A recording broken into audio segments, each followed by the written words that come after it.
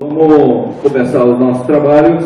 Conforme vocês têm aí o folder, nós vamos ouvir agora o nosso colega José Manuel Rodrigues Victoriano, da Universidade de Valência, Departamento de Antropologia e Sociologia, que conosco tem colaborado já também de anos, esteve aqui no nosso segundo seminário, e desde lá nós temos trabalhado várias ocasiões, aqui no seminário, no Fórum Social Mundial, enfim, em diversas oportunidades. Né? Eu, mais uma vez, convidei o Manolo, porque ele vem fazendo uma reflexão importante sobre o quanto, né, tem sido mudado, digamos, as ações na área pública de ensino e pesquisa sobre as tecnologias em gerais, sobre a produção científica. Né? E nós, aqui no Brasil, estamos diretamente envolvidos com essa questão da produção científica tecnológica no campo da nanotecnologia e estamos, como Brasil, né, inseridos nesse contexto global. E essa discussão que nós pretendemos fazer aqui com a contribuição do José Manuel. Buenos días. Para mí es una satisfacción volver a participar en el seminario de nanotecnología, sociedad y medio ambiente. Con esta es mi tercera intervención en Brasil y también he tenido la ocasión de participar en este seminario en España vía Skype. Creo que este seminario es un seminario importante, que gracias al esfuerzo fundamentalmente de Paulo Martins ha podido consolidar, y ya está en su 10ª edición, no solo el análisis sociológico de los límites y las posibilidades de las nanotecnologías, sino sobre todo lo que es su implicación en las otras dos dimensiones fundamentales para todo conocimiento científico: la sociedad, las políticas sociales y el medio ambiente y la ecología. Y me parece que en este sentido este seminario es un seminario puntero, casi podríamos decir a escala mundial. Bien, he preparado una reflexión, un PowerPoint, donde voy a mostrar básicamente algunas ideas centrales sobre el proceso de transición del desencanto de una ciencia y una educación superior vinculada, ¿no?, a la sociedad, a la indignación del progresivo paso de esta ciencia y educación, esta educación superior e investigación pública, el progresivo paso hacia su mercantilización, ¿no?, su mercantilización neoliberal. Algunas ideas centrales que ilustran este proceso. Usaré el caso de España, que en este momento como caso ejemplar, desgraciadamente la investigación pública y la educación superior en España se han convertido en un ejemplo excepcional, ¿no?, de las dimensiones de mercantilización neoliberal. Y finalmente acabaré con unas conclusiones para iniciar el debate. Este es un poco el esquema de la intervención. Me referiré poco al espacio de la nanotecnología, lo dejo un poco también para la discusión, pero lo que quiero sobre todo presentar es ese proceso general de desmantelamiento de una educación superior pública y una investigación pública autónoma, en lo que son en este momento, en lo que es en este momento la realidad de las sociedades occidentales y dentro de estas en los países del sur de Europa. Un proceso que, por otro lado, ustedes ya vieron en Latinoamérica. Chile es un paradigma, y que ya se inició también, como veremos y comentaré, hace años en Reino Unido y en algunas otras sociedades europeas. Pues sin más dilación comienzo un poco con el PowerPoint.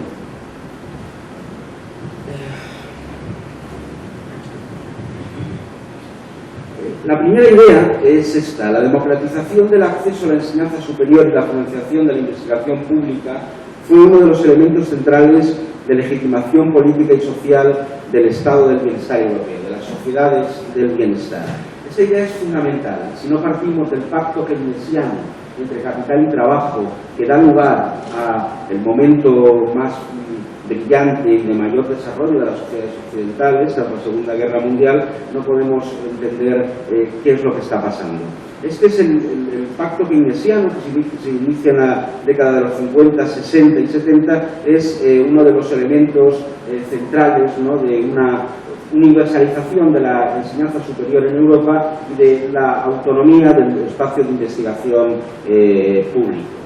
El giro neoliberal, iniciado a finales de los 70 del siglo pasado, en las sociedades occidentales, inició el desplazamiento del compromiso de la universidad y la investigación pública con la sociedad y el mercado. Un giro que para muchos fue evidente ya en ese mismo momento y que para otros pasó desapercibido. En la actualidad, las políticas de ajustes y reconversión neoliberal en la Unión Europea se están traduciendo en el progresivo desmantelamiento y mercantilización de la enseñanza superior y la investigación pública. El proceso anterior está siendo particularmente agudo en los países del sur de Europa, Grecia, España y Portugal, pero en todos los demás, a otra escala, se están produciendo procesos semejantes. Voy a analizar brevemente cuáles son las claves ideológicas de este proceso. En conjunto, el corpus doctrinario que posibilita este proceso alberga las siguientes pretensiones de carácter ideológico, que se presentan como realidades sustantivas y empíricas.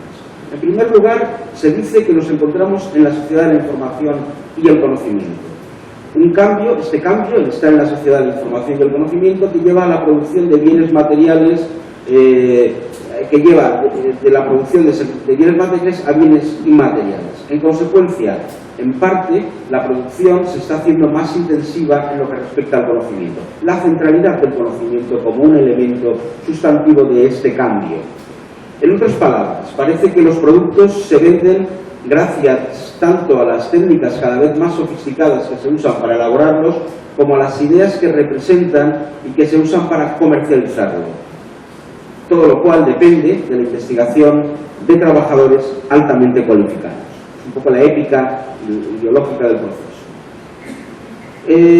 Tanto el éxito de las compañías como el de las economías nacionales es cada vez más dependiente no de la planta física y del equipo que se ha elaborado durante años, décadas o incluso un periodo largo, sino del capital humano, el concepto de capital humano. Toda esta nueva jerga que aparece, en concreto el concepto de capital humano se retoma de los años 60, pero reaparece y que tiene que ver, como veremos a continuación, con capital humano, innovación, nuevas tecnologías, competitividad, flexibilidad, etc.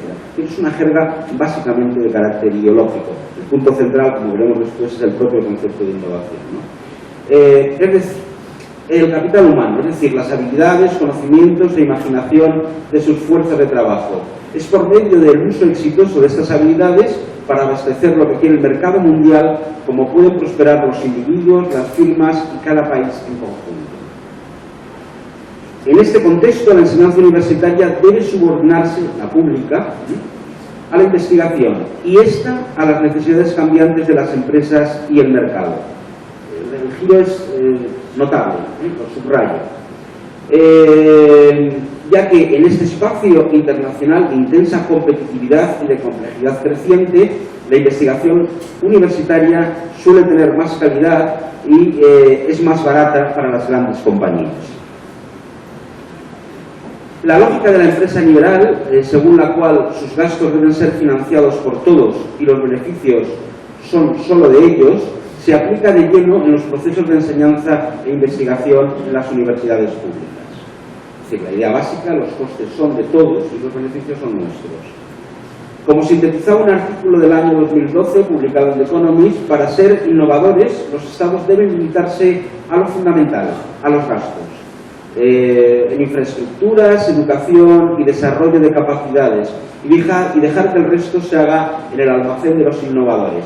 Las empresas, esta investigación que se produce públicamente, ya se encargarán de patentarlas y de rentabilizarlas económicamente. una investigación que ha sido financiada con el dinero de todos.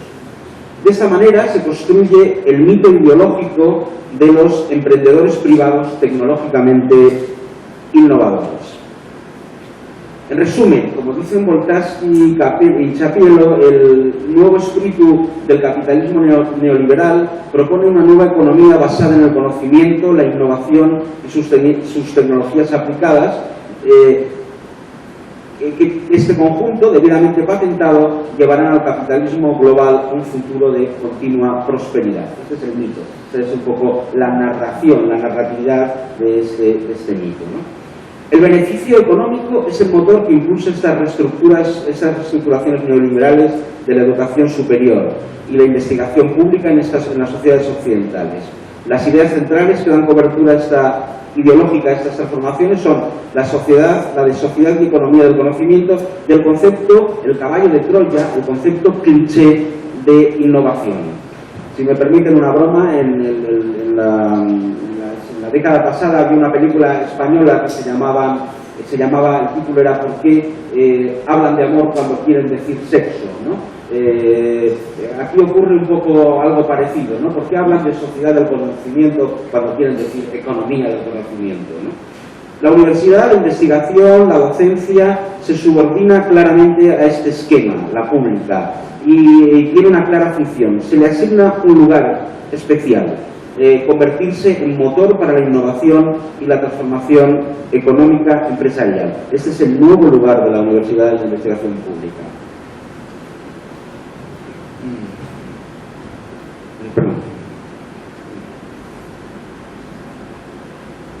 Vamos a ver un poco algunos datos, ¿no? Para ilustrar empíricamente el proceso. Básicamente, en las dimensiones educativas y de investigación en la Unión Europea y en particular en España.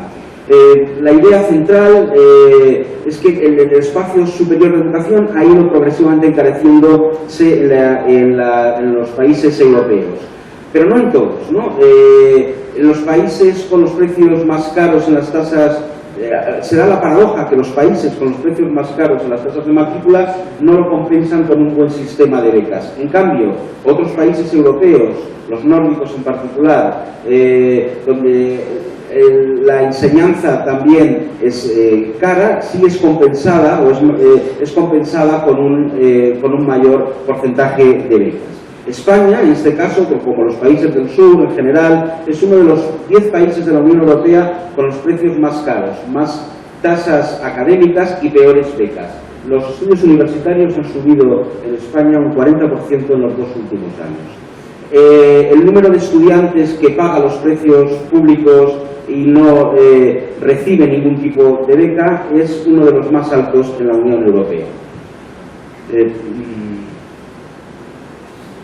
Básicamente, en este sentido, lo que está ocurriendo es que el proceso de democratización de la universidad, de los estudios superiores en el Estado español, se está desmantelando. En la actualidad, desde 2010, los presupuestos de las universidades públicas españolas han perdido 1.200 millones de euros, en torno a un 12,3% según el Gabinete de Comisiones Obreras, uno de los sindicatos más importantes del Estado español. La subida de las tasas académicas, como decía, y la restricción de las becas están impidiendo el acceso de la universidad y expulsando directamente a los hijos de las clases populares y trabajadoras, ¿no? Más de 30.000 universitarios se encontraban el curso pasado al borde de la expulsión por impagos. Estos procesos están bloqueando y revertiendo el proceso de universalización de la universidad, de democratización de los estudios superiores. España, de nuevo, como paradigma, muestra cómo el proceso que comienza a principios de la década de los 70 de los 60 del siglo pasado, con 167.000 estudiantes, y pasa casi a 1,6 millones en 2011-2012, empieza a revertirse. Obviamente, este proceso es un proceso que ha generado una intensa conflictividad en los campos universitarios. En la imagen tenéis una manifestación de mi ciudad, de Valencia, con un cartel que encabeza, que pone «Som el poble y no el enemigo». En relación a las declaraciones que el jefe superior de policía de la ciudad de Valencia había hecho definiendo las manifestaciones estudiantiles que se estaban produciendo. El jefe superior de policía le decía a los otros policías: cuidado, hay que protegerse del enemigo, ¿no? Y los estudiantes decían: no somos el enemigo, somos el pueblo, ¿no? Ese es el sentido de este cartel, ¿no? Bueno, en conjunto la universidad pública, en la dimensión docente, también no solamente son las matrículas, sino que se recorta la plantilla. Ha perdido un 9% en 5 años. A su vez se ha aumentado la dedicación del profesorado y a su vez ha disminuido el salario en torno a un 20%. Obviamente todo este proceso lo que hace es entorpecer y dificultar el proceso de calidad de enseñanza. El desmantelamiento de la educación superior pública viene acompañado por un crecimiento, esa es la otra dimensión que hay que subrayar, de las universidades privadas que compiten con las públicas en recursos para la financiación. Es decir, todo este proceso, la consecuencia inmediata es el crecimiento y la posibilidad de competir de las universidades privadas en el Estado español con las universidades públicas.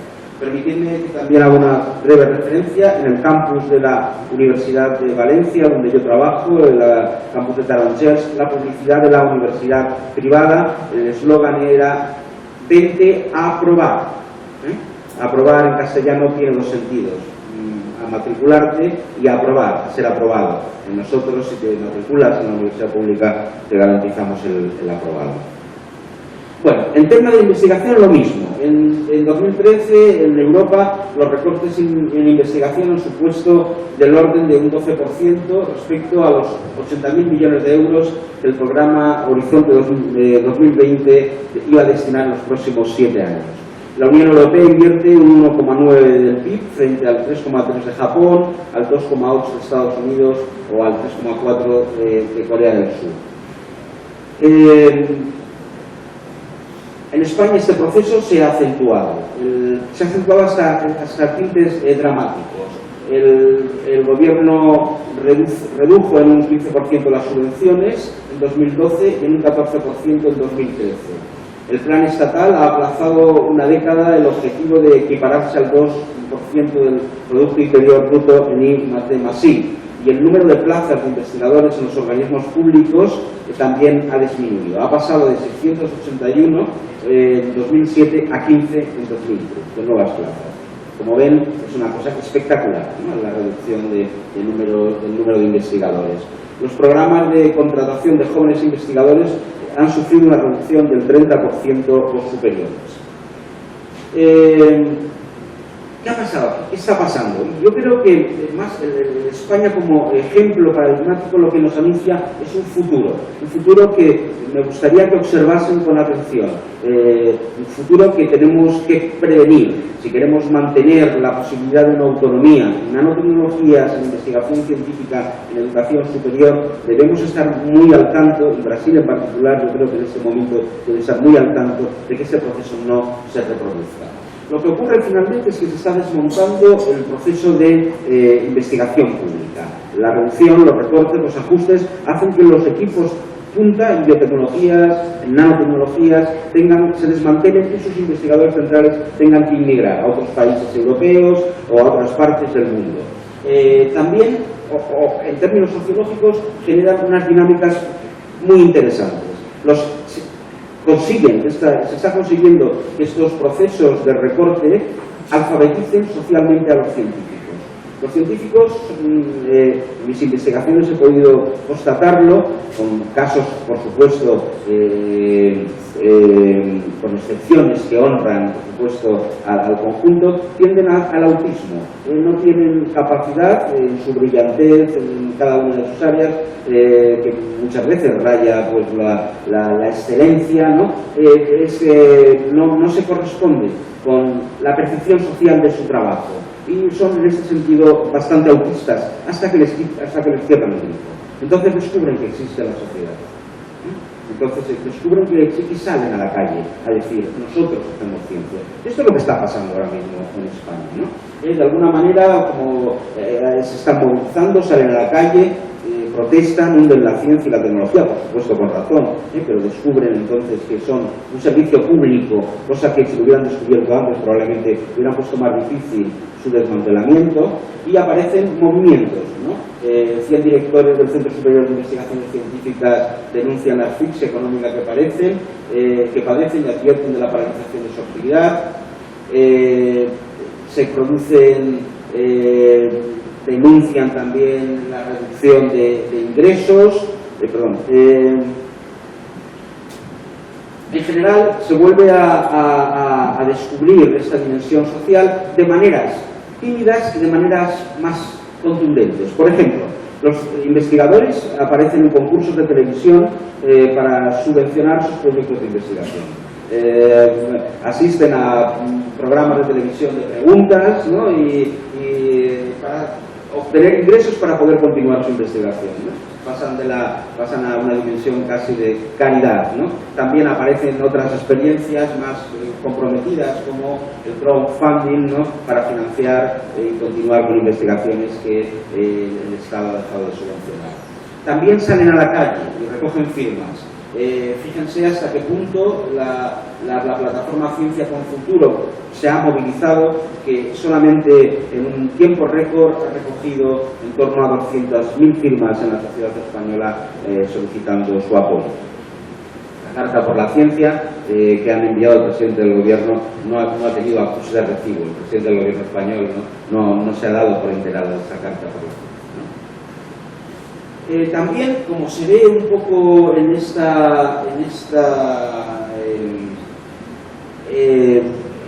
este sondeo, los científicos siguen teniendo en las sociedades europeas y en la española en particular el mayor grado de valoración. Como ven, los científicos y los médicos en la sociedad española tienen un grado de valoración altísimo. No se ve en la diapositiva, ha quedado un poco cortada, pero los que menos valoración tienen son los políticos, ¿no? Los políticos, su valoración ha pasado prácticamente a unos porcentajes ínfimos, ¿no? Esta es un poco la realidad. La ciencia sigue siendo, y los científicos siguen siendo muy valorados incluso en este nuevo contexto. Bien, la ciencia sigue de luto y a partir de aquí empezaría ya a plantear algún tipo de reflexión para el debate.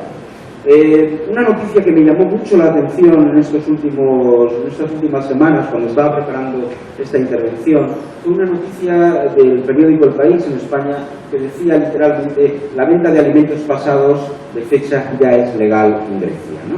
Esto indica cómo la subordinación, digamos, ¿no?, del conocimiento científico a las necesidades y a las demandas del propio mercado. Probablemente la amplitud de riesgos no sea muy grande, pero podemos preguntarnos por qué antes no era legal, ¿no? Si ya es legal. Pero es una buena metáfora de cómo funciona el conocimiento científico y cómo se puede llegar a subordinar a intereses concretos, políticos y económicos. También, ya centrándonos un poco en esta cuestión, en las conclusiones y los elementos para el debate. La sociedad de la información y el conocimiento se convirtieron en la pasada década en el software y en el hardware del nuevo espíritu del capitalismo.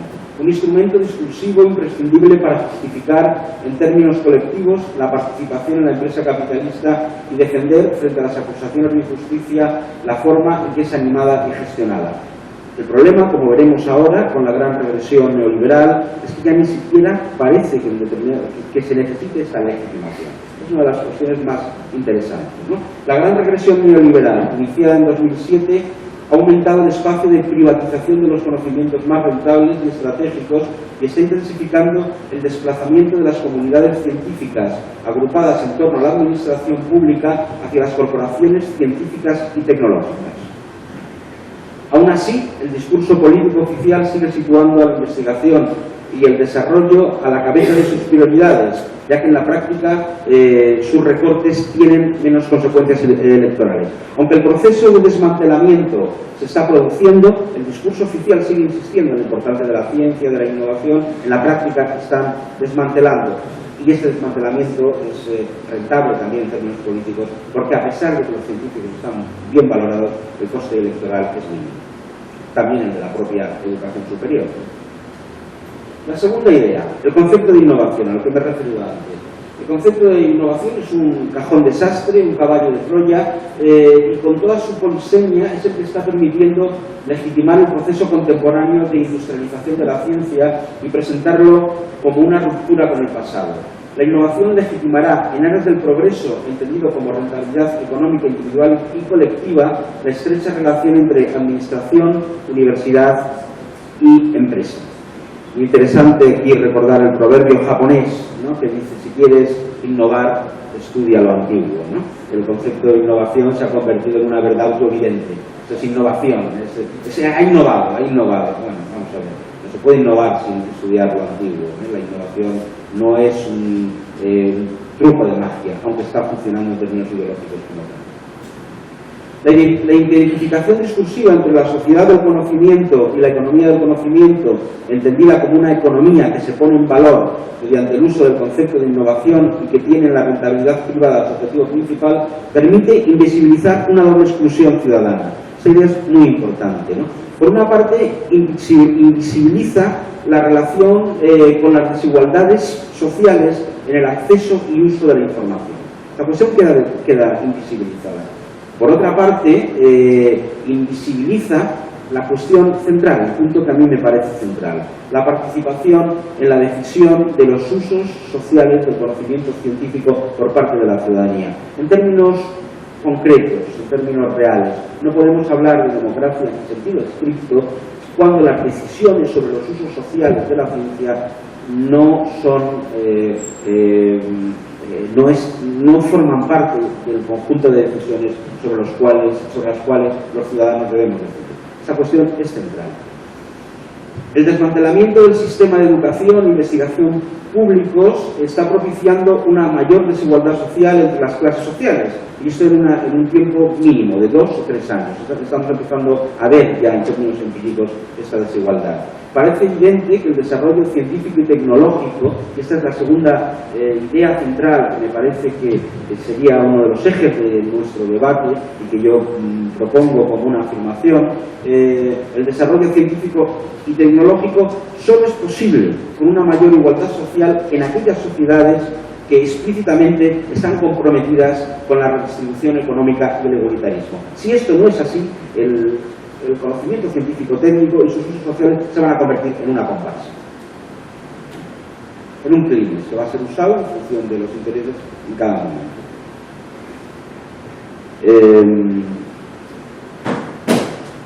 Por último, en este nuevo contexto, la alfabetización científica de los ciudadanos, la necesidad de una información científica que permita tener al menos los conocimientos básicos sobre los riesgos y posibilidades de las nanotecnologías, de las tecnologías que se están implementando, y también la alfabetización científica, la alfabetización social de los propios científicos, en este contexto queda cuestionada, ¿no? Es muy difícil, ¿no? Queda desplazada como un lugar menor. Para que vean hasta qué punto esta cuestión se concreta en una reciente investigación realizada por mis compañeros de departamento de la Universidad de Valencia sobre la comprensión pública de la nanociencia y la nanotecnología, realizada por los científicos españoles que están trabajando en este campo. En España se da la paradoja que es la novena potencia mundial en términos de investigación en nanociencia y en nanotecnología, ¿no? Y también es uno de los países de Europa que menos, que la ciudadanía menos conoce, ¿no?, los usos sociales y las posibilidades y riesgos de esa tecnología. Cuando a los científicos que están trabajando en este campo se les pregunta en este informe cuál es el mayor riesgo que ven, indican en primer lugar, es muy significativo, que las expectativas generadas no se cumplan. En definitiva, ¿qué están diciendo? Que dejen de financiarlos. El mayor riesgo que ven los científicos sociales sobre la práctica, los usos de las nanociencias y las nanotecnologías, es que su propia financiación quede en peligro, ¿no? Eso es muy significativo de esa necesidad de alfabetización social de los científicos. Por otro, más aún, para acabar de cerrar el asunto, la participación real, no solamente la alfabetización, sino la decisión y la participación real de la ciudadanía en la decisión sobre los usos sociales de la ciencia, en este contexto que acabo de describir, queda seriamente cuestionada, seriamente imposibilitada. Y solo reaparece cuando los conflictos ecológicos sociales explotan y hacen necesaria esta intervención ciudadana. A mi modo de ver, y con esto acabo, nuestro trabajo, el trabajo de reflexión, el trabajo de aquellos que todavía desde el campo de las ciencias sociales o de las ciencias naturales reclamamos y defendemos nuestra autonomía, la denuncia de este proceso es fundamental, ¿no?, para que podamos consolidar una ciencia autónoma y una ciencia vinculada a los usos sociales y a la democratización del conocimiento. Muchas gracias.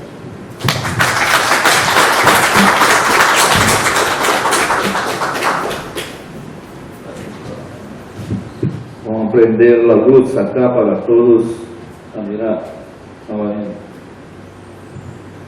Sim, é evidente que eu tenho perguntas para o Manu, mas eu primeiro quero ouvir aí a plateia, se tem alguém que quer fazer alguma pergunta aqui para o nosso amigo José Manuel. Bom, enquanto vocês ficam pensando em que pergunta fazer, a minha questão é o seguinte, essa questão de alfabetizar o cientista, não é, a respeito das questões sociais, ou da sua responsabilidade social, ou do seu agir social. Nós, aqui no Brasil, temos tido uma predominância muito grande, não é, em termos do desenvolvimento da nanotecnologia, dos físicos ou das ciências exatas, não é? E a compreensão desses cientistas digamos, aquela equação linear, não é? O país precisa crescer. Para crescer, precisa ser mais competitivo. Para ser mais competitivo, tem que inovar. Para inovar, precisa fazer pesquisas em nanotecnologia com recursos públicos. E, a partir desse processo, naturalmente, aquilo que é uma política de ciência e tecnologia vai se transformar numa política de bem-estar social. Bueno, esperemos que Pablo acabe de formular la idea, aunque parece bastante clara lo que quiere plantear, ¿no? Pero quizá lo que me parece interesante es que veamos un poco esta narratividad que ha descrito Paulo, ¿no?, que parece algo así como un destino, ¿no? Es un destino, hay que crecer, necesariamente nadie, pues sí, no, el decrecimiento, las teorías del decrecimiento, la ecología política lleva mucho tiempo señalando, ¿no?, los límites al desarrollo, desde el informe de Naciones Unidas de 1970, ¿no?, que ha ido señalando esta cuestión, ¿verdad? Pero la narrativa impuesta, la narrativa de la globalización neoliberal plantea pues un destino que es crecer. El crecimiento se hace a base de ser más competitivo, la competitividad se desarrolla a partir de la innovación. Para que esa innovación sea posible hay que ser financiado por recursos públicos y los beneficios de todo ese proceso van a ir a las empresas privadas. Entonces, claro, es una narratividad que en algún momento hay que romper. ¿Por qué no se rompe? Realmente porque hay una desconexión entre la sociedad y la ciencia y normalmente porque el papel de responsabilidad de los científicos en este proceso es mínimo. Então, essa é a concepção hegemônica que eu falei dessa frase linear, não é? Concepção hegemônica presente no Brasil, de que ao final de uma política de ciência e tecnologia moldada nesses termos, nós vamos ter uma melhor qualidade da população, melhor qualidade de vida da população. Então, há uma decorrência natural de que, se nós fizermos mais, produzir mais conhecimento, para fazer mais inovação, para ser mais competitivo, o país crescer, naturalmente, lá no final, a população vai ter uma melhor qualidade de vida. Portanto, há uma decorrência natural de uma política de ciência e tecnologia, assim entendida, para melhorar a qualidade de vida. Sí, bueno, un poco cerrando, ¿no?, la cuestión esta de la narratividad y llevándolo ya a términos concretos. ¿Cuáles son los problemas en términos sociológicos que detectamos allí? Fíjate, que yo he estado hablando de la necesidad de alfabetizar socialmente a los científicos, pero con ello no me estoy refiriendo exclusivamente a los científicos naturales, me estoy refiriendo también a los propios científicos sociales.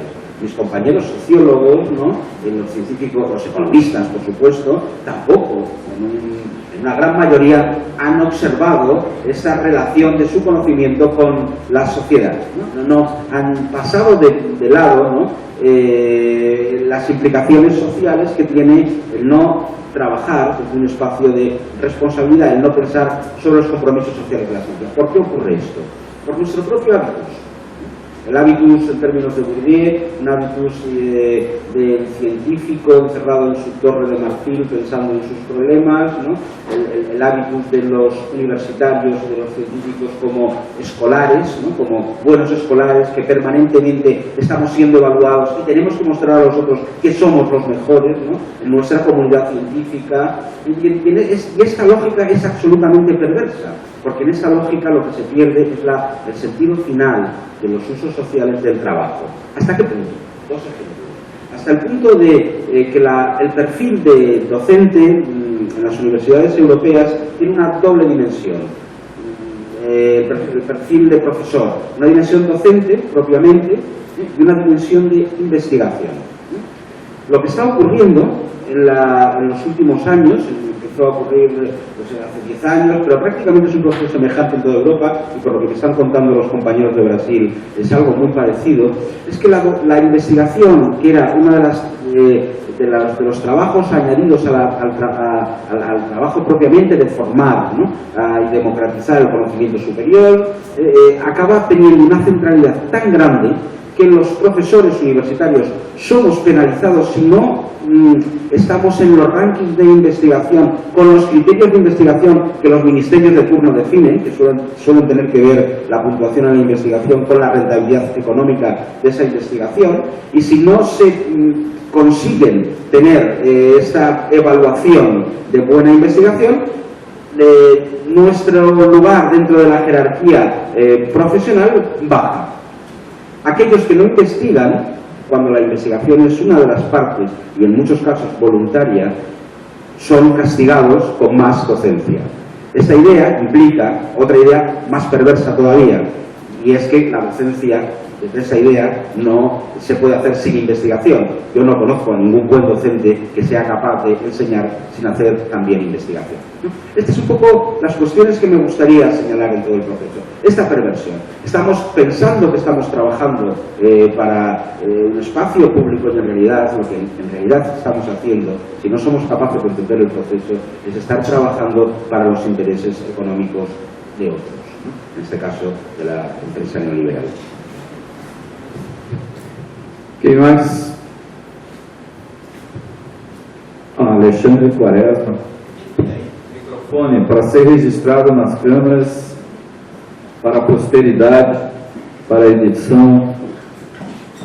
Eu queria que o professor Manolo falasse mais um pouquinho sobre essa questão dos investigadores que estão desempregados e partindo de outras atividades para poder se manter no dia a dia. Fiquei interessado em saber um pouco mais sobre isso. Não, você teria se referido aos investigadores que estão afora, que não têm trabalho, que estão haciendo este tipo. Sí, esta es otra de las cosas extraordinarias en el proceso, ¿no? En España y en Europa, ¿no?, se da la situación en este momento que las jóvenes generaciones son las generaciones mejor preparadas. sin duda, en la historia de la sociedad española y en prácticamente de muchos otros países europeos. Mejor preparadas en el sentido de cualificación científica, mejor preparadas en el sentido de currículums, de experiencia, idiomas, etcétera, etcétera, ¿no? Bueno, todos estos investigadores que el pacto, el contrato implícito, ¿no?, con las generaciones adultas era vosotros cumplir, ser competitivos, ser excelentes, cumplir vuestro papel y nosotros os daremos trabajo, procuraremos que vuestra carrera científica se cumpla. Pues estos jóvenes investigadores, ¿no?, lo que han constatado, los más brillantes de todos ellos, ¿no?, es que han cumplido su parte, pero la otra parte, la parte contratante, no ha cumplido su parte. Ha dejado de financiarles y les ha obligado, literalmente, a las mentes, a las personas mejor preparadas, a emigrar. Hay españoles, en este momento investigadores españoles, investigadoras españolas por todo el mundo, en los campos más punteros. Biotecnologías, nanotecnologías, ¿contratados dónde? Donde pueden. ¿Quién les contrata? Otros institutos de investigación público o empresas privadas, en fin. Y esta es una de las situaciones realmente notables, ¿no?, que pone de relieve, ¿no?, la perversión del sistema. El sistema, cuando le interesa prescindir y desmontar esa lógica ideológica de la innovación, la competitividad y la investigación, lo desmonta sin ningún problema. El problema es para aquellos que se encuentran en la situación de cuando sabían la respuesta que se han cambiado las preguntas, ¿no? Se encuentran en una tierra de nadie, ¿no? Que, bueno, pero nosotros hemos cumplido nuestra parte, ¿no? ¿Qué pasa aquí, no? Y ahí entienden su dimensión de precarizados. Quem mais? Steve. Acá, para salirem, a registrar sua presença acá. Yo me pregunto si una parte de la privatización de los conocimientos está en base de los llamados proyectos públicos-privados, ¿no?, en el cual, bueno, por lo menos en los Estados Unidos el costumbre es que el Centro de Investigación Pública proviene labor de estudiantes graduados y jóvenes profesores, y entonces la empresa privada, por su contribución financiera y a veces tecnológica, retiene el patente a los proyectos. Y me pregunto si esto está, digamos, un arreglo jurídico en Europa, o si es una cosa muy casual, no sistemático.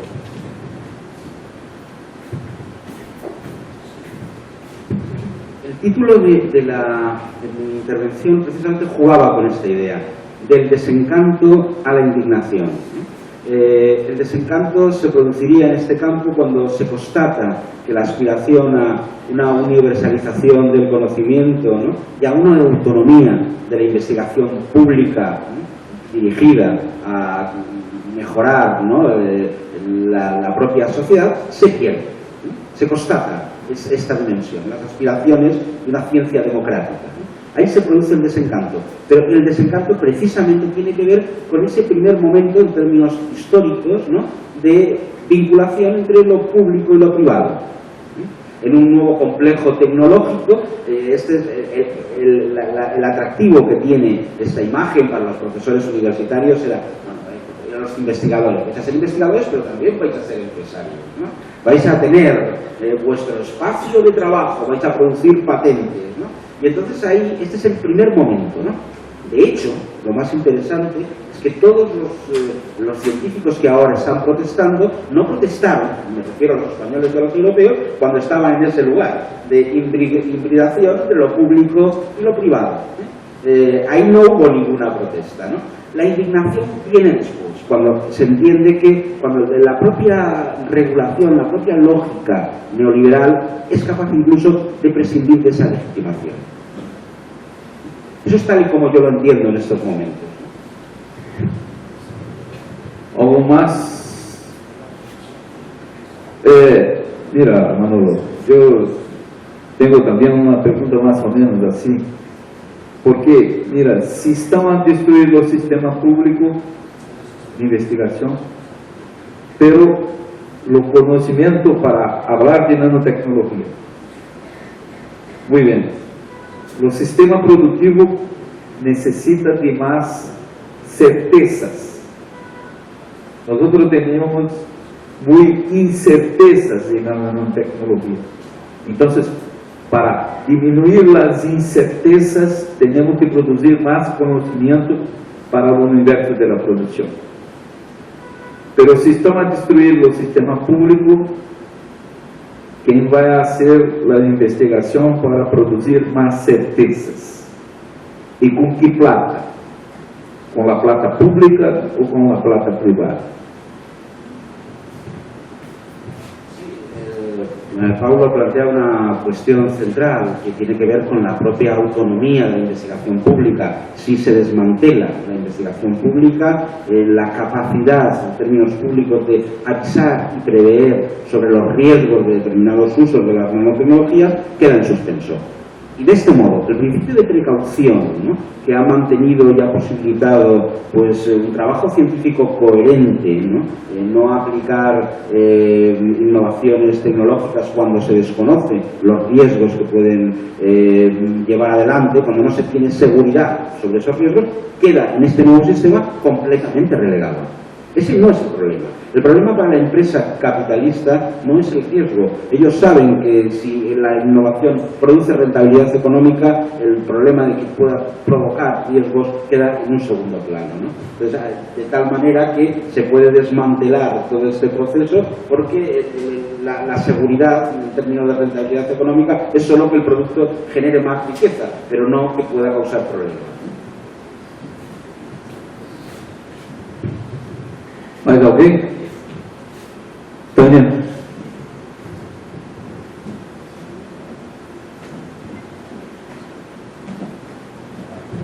Primeiro quero cumprimentar o Manu, né, está com ele de novo. É uma pergunta provocativa. Ustedes hablan de desencanto.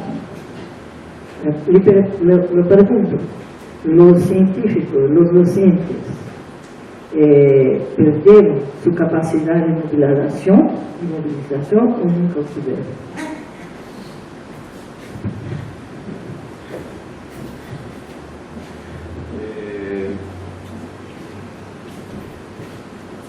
Bueno, la verdad es que es una pregunta muy provocadora, ¿no? Lo que podríamos decir es que la capacidad de movilización se ha mantenido siempre en un porcentaje minoritario en todo este proceso. También es cierto que, en términos históricos, la derrota ideológica de la globalización neoliberal se ha impuesto. Y en este sentido, lo que ha ocurrido también es que estos grupos minoritarios de responsabilidad científica y social con su trabajo, ¿no?, han disminuido, en términos de... Es una minoría cada vez más minoritaria y también han crecido correlativamente aquellos que por ingenuidad, ¿no?, o por interés se han introducido en las lógicas neoliberales. En la universidad y en la investigación. Esto lo estamos constatando diariamente en las universidades públicas españolas, con una agresión europea, ¿no?, con una agresión como no se había producido nunca, ¿no? En el espacio de educación superior y de investigación superior, la respuesta es mínima. Entonces, claro, lo que podríamos decir es que, aunque siempre la ha habido, ahora, incluso en este contexto, es todavía más minoritaria, paradójicamente. Bom, todos estamos contemplados. Quem queria fazer a pergunta, eu já fiz duas. Sobre qual era a última, o Mara. Agora, depois o Matheus.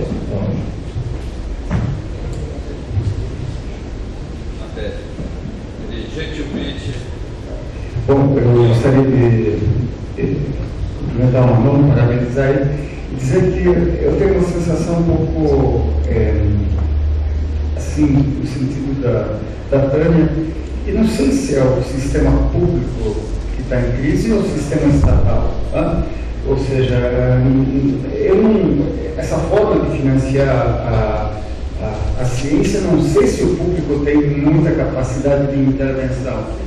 Então, eu tenho a impressão que o que está se passando na Espanha não é propriamente a crise de um sistema público, mas de um sistema estatal de financiamento da pesquisa. Porque não sei até onde o público, a sociedade, consegue controlar e intervir, moldar, formatar. E possivelmente nós também devemos passar por isso no Brasil. Essa maioria vai chegar por aqui também, né? Ou seja, então, de uma certa forma, sim, eu acho que o que está se passando na Espanha, mais cedo ou mais tarde, deve repercutir também na comunidade científica brasileira, pelos dados que a gente tem e pelo andamento da economia.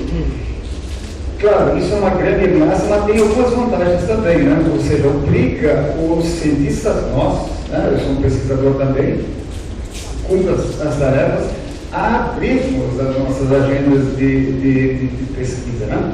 Então, de certa forma, um mecanismo de organização da ciência e da tecnologia era posta em xeque.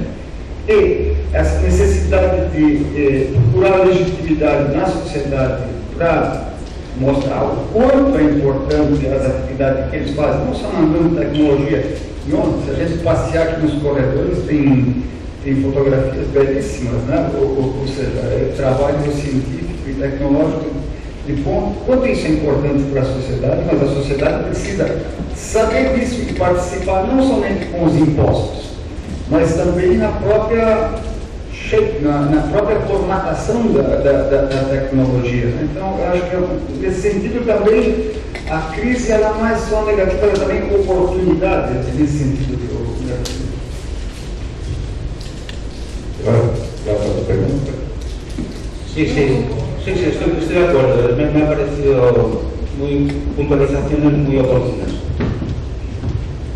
Bom, chegou? Bom, mais uma vez queria agradecer ao Zé Manuel pela contribuição em nosso seminário, por uma vez mais, e espero que continuemos em contato para continuarmos a debater esse tema que tem a ver com as nossas sociedades, com as nossas atividades. Obrigado, até a próxima.